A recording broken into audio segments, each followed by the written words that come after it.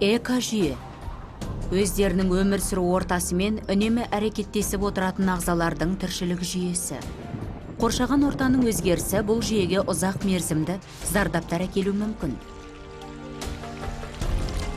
Топырақ құрамы немесе ауа сапасы секілді тірі емес абиотикалық фактордың өзгеруі бүкіл экожүйеге әсер етуі мүмкін.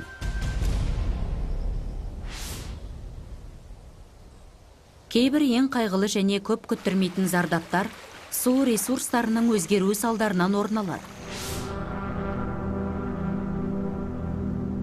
Колорадо өзені жартасты таулардан бастау алады.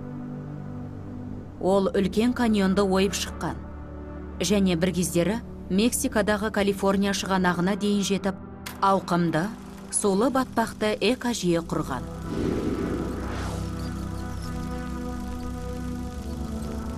Алайда 20 ғасырдың бірінші жартысында ақштағы қалалар мен ауыл шаруашылығын сумен қамтамасыз ету үшін өзеннің жоғарғы ағысында көптеген үлкен бөгеттер салынды.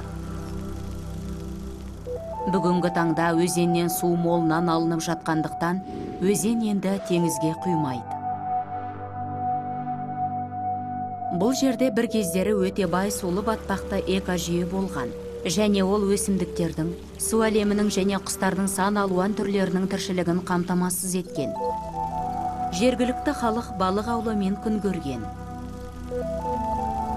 Қазір бұл жер құнарсыз, топырақты жазық болып қалды.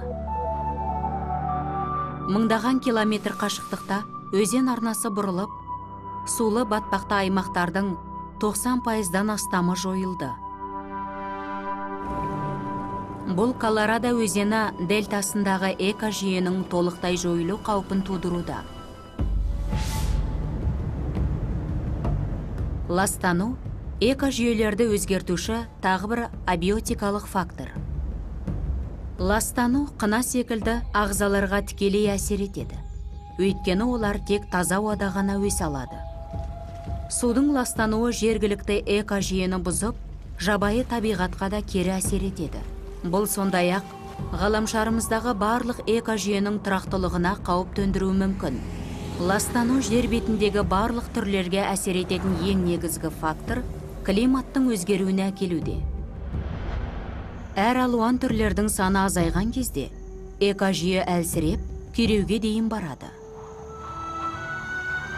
Абиотикалық факторлардың әсері бірден байқалмауы мүмкін, алайда олар қалыптасқан жағдайды мәңгілікке өзгертіп жіберуі ықтимал.